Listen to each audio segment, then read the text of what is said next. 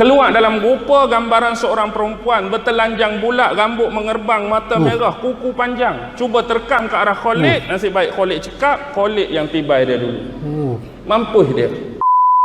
Amalatu sebalona hijau dor, hatiku sangat kacau. Balku tinggal ku pegang erat-erat. Halo, assalamualaikum warahmatullahi wabarakatuh. Kembali lagi di Indo React TV. Oke, apa kabar semuanya? Semoga sehat selalu ya. Semoga kalian selalu dalam lindungan Allah Subhanahu wa taala, dan aku doakan yang nonton video ini segala urusannya dipermudahkan oleh Allah Subhanahu wa taala. Mantap. Amin ya rabbal alamin. Hari ini kita akan lihat ceramah Ustadz dari Ustadz Auni Muhammad lagi. Jadi kali ini kita tengok sejarah lagi. Kalau kemarin kita sudah tengok video tentang Yahudi ya, bagaimana hari-hari besar Yahudi dan ritual-ritualnya apa saja gitu kan. Ada yang mirip-mirip lah dengan agama kita Islam. Jadi kalau kalian belum nonton, nonton dulu ya guys ya. Sudah ada di description box di bawah itu, sudah ada link playlist lengkapnya. Kalian tinggal klik di sana aja. Dan hari ini kita akan lihat cerita atau sejarah atau riwayat tentang berhala yang ada di Mekah zaman dulu, zaman Arab masih jahiliyah gitu ya. Jadi sebelum Mekah itu ditaklukkan atau dibuka oleh Nabi Muhammad dan para sahabat, itu masih ada penyembahan berhala gitu ya. Dan parahnya lagi, berhala itu ada di dalam Ka'bah cuy. Jadi di dalam Ka'bah itu ada patung-patung berhala gitu yang disembah-sembah gitu ya. Wah, itu parah banget itu ya. Nah, patung-patung itu ternyata juga ada namanya dan ada sejarahnya guys. Aku juga belum tahu sih sebenarnya apa aja nama patung yang disembah itu dan kenapa bisa seperti itu dan siapa yang mengawalinya. Jadi kita akan lihat penjelasan Ustadz Auni Muhammad tentang hal tersebut. Nah, ini dia videonya.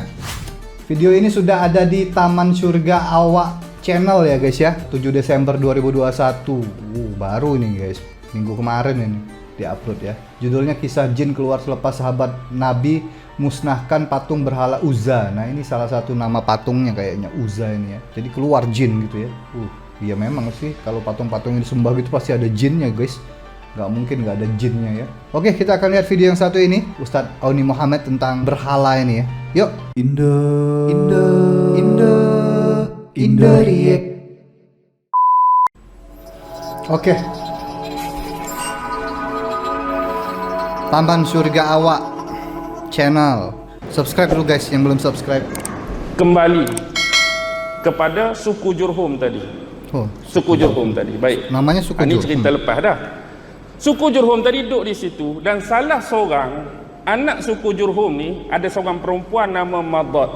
Madad ni lah dikahwini oleh Madad. Nabi Allah Ismail alaihi salam. Okay. Anak Madad.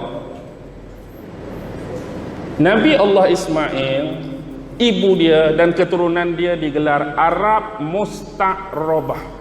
Arab Musta'rabah. Dia bukan Arab yang asli. Dia bukan Arab generasi kedua. Sebab bapa dia Nabi Ibrahim datang daripada mana? Irak ya. Nabi Ibrahim kan bangsa dari apa? Ibrani. Suku apa? Suku Kaldea. Disebut Kasdim. Dia bukan Arab tulen. Bila dia kahwin dengan Arab generasi kedua, dia digelar Arab Musta'rabah. Maksud dia Arab yang diarabkan. Arab kayak yang pendatang dilabel gitu guys. Arab. Macam kita tanah Melayu. Kita hak duk Melayu ni, hak ada dah duk di sini. Mari pula hak tak berapa nak cerah, mari pula hak terlebih cerah, kahwin dengan orang sini, makan dengan orang sini, duduk dengan orang sini, beranak pinak, anak dia keluar, muka hampir sama dengan kita. Lah ni kita panggil dia apa? Melayu. Melayu juga. Tapi dia Melayu. Melayu asli tak? Bukan. Dia Melayu yang dimelayukan. Ya. Dia bukan hak betul-betul asal. Dia mari tempat lain, kahwin dengan orang perempuan kita, beranak daripada anak tu, lahir muka macam kita pun panggil Melayu. Keturunan asal, wallahu a'lam. Jadi hak ni lah dikata Melayu yang dimelayukan. Nabi Ibrahim, Arab yang diarabkan, Musta'rabah awil Musta'ribah. Ismail. Salah ucap. Jadi Jurhum duk memerintah. Ada satu tempat dulu, pusat pemerintahan nama dia Batra. Jurhum, keluarga Jurhum, sampai Nabi Allah Ibrahim dikurniakan 12 orang anak kan. Nabi Ismail. Ya, salah. Ada sebut anak dia yang pertama nama Nabat atau disebut Nabayut. Oh. Yang kedua nama Kidar, yang ketiga nama Abdail, yang keempat nama hafal semua Ustaz ya, yang nama-nama kelima anak nama Nabi. Bisma, yang keenam nama Duma, yang ketujuh nama Misha, yang kelapan nama Hidat, yang kesembilan hafal, nama Yatma, yang kesepuluh nama Yafur, yang kesebelas nama Nafis, 12 Qaidaman. Ni anak-anak 12 orang Nabi Allah Ismail alaihissalam, keturunan Kidar. Tapi memang Ustaz Auni Muhammad ini hafal semua keturunan-keturunan Nabi dan apa namanya, silsilah-silsilahnya ya, siapa saja namanya, dari mana, garis keturunan dari mana gitu. Hafal semua Ustaz ini. Di luar kepala guys. Luar biasa memang ilmu Ustaz Auni Muhammad ini. Yang kedua tu melahirkan Adnan. Sebab itulah disebut Rasulullah ni keturunan Adnaniyah. Oh. Salla alaika Allahu ya Adnani. Oh. Tuh. Keturunan Adnan sampailah kepada tok-tok Nabi lah, Kilab, Qusay apa, sampai Abdul Muttalib, sampai Abdullah, sampai Nabi Muhammad sallallahu alaihi wasallam. Jadi tengah jalan tu, sebelum datang sut Nabi, hak keturunan Jurhum duk memerintah, tiba-tiba mari saudara dia juga dari Yaman, suku Bani Khuza'ah. Bila Bani Khuza'ah mari, dia jadi clash. Berperang, takdir kurang menyenangkan. Jurhum kalah, Khuza'ah menang. Bila Khuza'ah menang, walaupun kita kata berarti kalau Arab dulu tuh banyakan dari ini ya, masuknya tuh dari Yaman ya guys ya, dari Yaman ke Arab gitu. Asal usulnya tuh kebanyakan migrasi apa pindahan dari Yaman gitu ya, pendatang dari Yaman. Anak beranak lagi dari sudut keturunan di Yaman, Khuza'ah jadi pemerintah. Salah seorang pemimpin Khuza'ah nama dia Amru bin Luhai al-Khuza'i. Khuza'i itu nisbah Bani Khuza'ah. Amru bin Luhai ni dikatakan karakter dan peribadi dia suka buat baik, suka bersedekah. Kadang-kadang ada yang menggelar dia sebagai wali besar, orang kenamaan.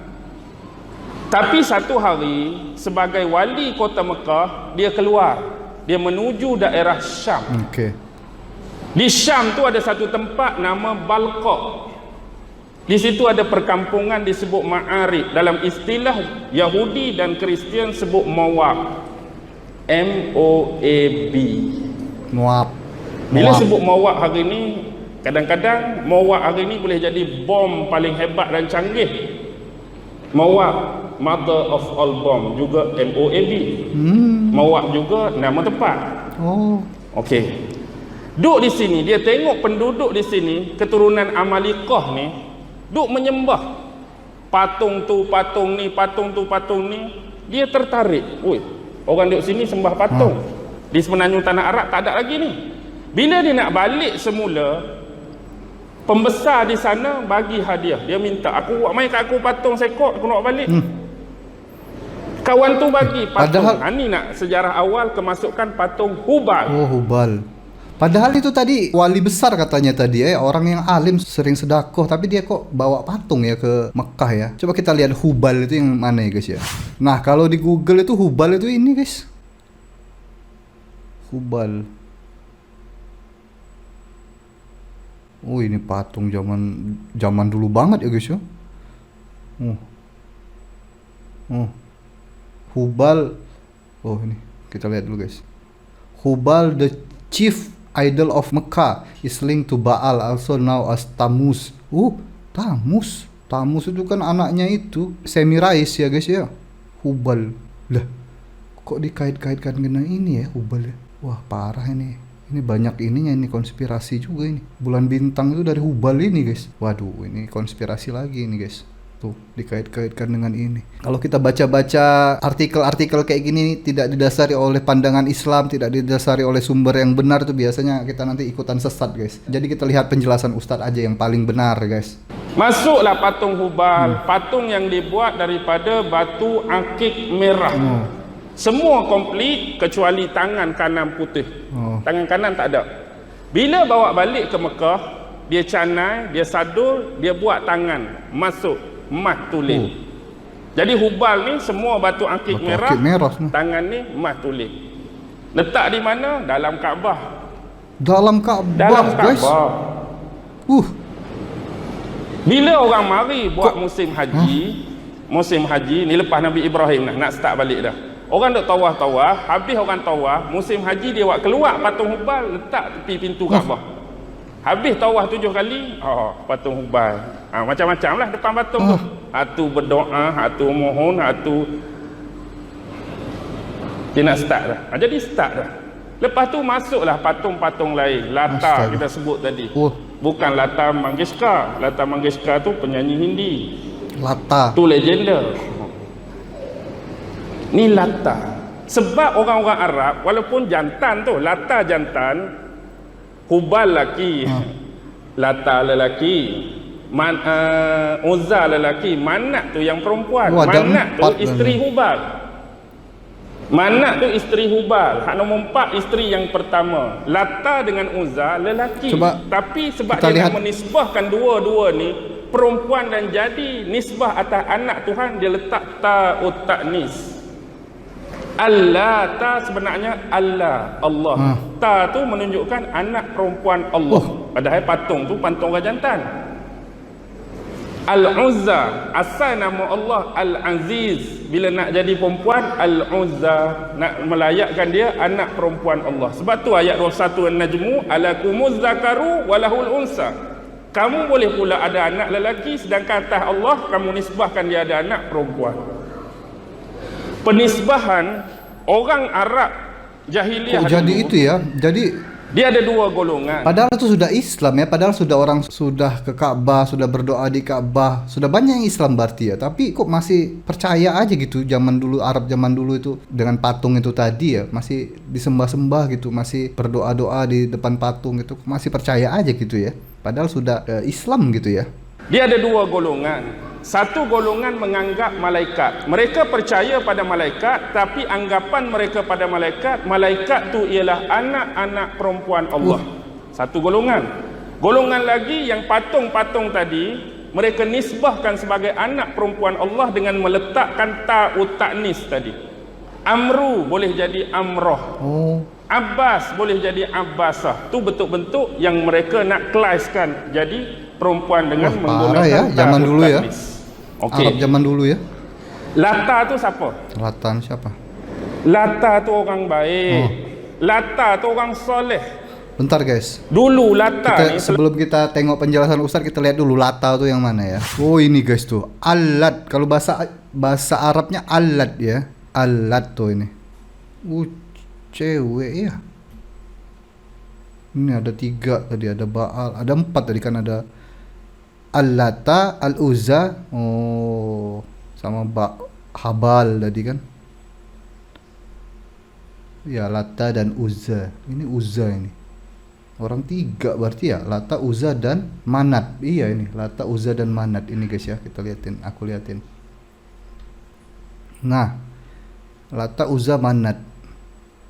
Lata harta, Uzza tahta, Manat wanita. Hah? Serius guys? Aku masih bingungnya kenapa mereka masih percaya tuh, yang orang-orang Islam zaman dulu yang menyembah berhala itu, kok masih percaya gitu dengan berhala gitu, kok masih disembah gitu. Bingung juga aku, padahal sudah ada Ka'bah, dia sudah itu kan, sudah beriman pada Allah, tapi masih aja dia sembah-sembah. Masih disimpan ya zaman sekarang guys. Lata ini guys masih disimpan di museum tuh di Damaskus guys. Ini kayak patung Roma ya, kayak orang-orang Roma zaman dulu tuh. Oke, kita lanjut lagi guys. Dulu Lata ni selepas zaman Nabi Allah Ibrahim, bila orang mari buat haji, kerja Lata ni, dia ambil gandum, dia adun, dia uli, dia buat makanan. Roti ke wallahu alam, bila mari jemaah haji dia bagi. Baik sebenarnya. Percuma. Tu kerja Lata Sedekah. dulu. Jadi bila masa berselang, Lata meninggal dunia. Bila orang datang haji musim seterusnya, hak orang pernah terima hak dia bagi roti, tanya, mana dulu lelaki yang nama Lata yang suka bagi roti dekat kami? Oh, dia dah meninggal. Oh, kesian. Dia dulu orang baik, orang soleh, suka derma, suka bagi makan. kami memuliakan dia. Boleh tak tunjuk kat kami mana kubur dia? Mula-mula dia start dengan kubur. Itulah kubur dia. Pi kat kubur, dia iktikaf situ dulu. Asalnya nak memuliakan Lata tu sebab kehidupan soleh dia zaman lampau tu. Iktikaf. Jadi syirik lama-lama. Dia naik gambar, buat gambar. Lepas gambar, buat patung. Telajak, sembah patung. Iya, jadi syirik lama-lama gara-gara padahal cuma mau memuliakan. Lata ni disebut dalam hadis. Hadis Muslim seingat saya. Sama ada hadis nombor 4589 atau 4859. Kana rajulun yalutta suik bil haji. Dia adalah seorang lelaki yang mengadun tepung buat makanan Haji daripada gandum untuk jemaah haji. Ada hadisnya ternyata. Uzza ni siapa lagi? mana? Semua ni ada zaman Nabi. Patung Lata dimusnahkan oleh Ali dengan Abu Sufyan. Patung Uzza dimusnahkan oleh Khalid bin Al-Walid. Dan patung ketiga Manata dimusnahkan oleh Sa'ad bin Zaid Al-Ashhali selepas pembukaan kota Mekah. Hak zaman Khalid tu lagi hebat. Khalid dia pergi musnah patung Uzza ni. Patung Uzza ni duduk atas 3 pohon. Pohon tu dipanggil pohon Samurah. Pohon tu dekat-dekat, dia letak patung tu atas pohon. Jadi bila Khalid pergi musnahkan habis tempat-tempat tu, Khalid puas hati dah tengok tak ada dah kot. Khalid balik. Bila balik, Rasulullah tanya, apa yang berlaku sewaktu kamu memusnahkan tempat patung tu? Tak ada apa-apa, okey je. Kalau macam tu tak beres lagi, tak selesai, pergi balik. Belum beres. Apa ni? Pergi balik, baru temu. Lepas tu baru keluar menatang tu. Menatang apa? Menatang jin hak duduk dalam patung tu sebelum jin. Keluar dalam rupa gambaran seorang perempuan bertelanjang bulat, rambut mengerbang, mata merah, kuku panjang. Cuba terkam ke arah Khalid. Nasib baik Khalid cekap, Khalid yang tibai dia dulu. Mampus dia. Bila mampus jin tu, dia bagi tahu Rasulullah, dia cerita apa yang berlaku. Rasulullah kata, benarlah kamu. Lalu Rasulullah bersabda kan, selepas ini Uzza sesekali tidak akan pernah disembah lagi buat kali kedua, buat selama-lamanya. Keluar jin dari patung itu. Patung ketiga juga kes yang sama. Tapi sebab dah ada petunjuk pada kes Khalid tu, keluar juga benda macam tu. Jangan ingat patung tu patung saja-saja. Hak terlebih patung tu dia pun masuk. Ada kuat dalamnya. sangat apa ni duk sujud, kuat sangat duk tunduk, aku masuk lah. Betul. Masuk dalam tu, kawan ni minta sakit kepala tak payah makan Panadol, dia pun okey, bagus patung ni. Kawan-kawan, mai sembah patung ni. Pasti ada apa-apa di dalam patung. Dia start lah, panggil kuncu, panggil pengikut, dah jadi benda pelik, jadi benda miracle. Betul. Sebenarnya bukan patung tu, menatang tu jin lah dalam masuk itu. dalam tu. Kita duk percaya bulat-bulat kena tipu kat dia hidup-hidup. Apa dah? Jin di dalam baru itu. Baru 3:47. Pasti ada jinnya di dalam patung-patung kita yang sampai disembah berapa? kayak gitu. Keempat kan? Tolak hak sabotaj tadi setengah jam lagi tak? 4.5. Tak lah, saya pun nak berhenti dah. Okey. Baik, nampak tak? Sebenarnya patung hak ada zaman Nabi, kalau bukan hak 4 ni, ada 26 nama. Banyak ternyata Saya nak sebut semua pun malas. 26. Ada nama Isa, ada nama Na'ilah, ada nama Ain, ada nama Uqaishir, ada nama Qaizanan, ada nama Zulkhilsah, ada nama Zulsyara, ada nama Zulkafar. Banyak lagi jenis patung. Nak habaknya banyak. Tapi habis lepas pembukaan kota Mekah, alhamdulillah. Rasulullah berjaya membasmi kesyirikan sebagaimana tuk dia dulu Nabi Allah Ibrahim alaihissalam. Oke guys, habis guys.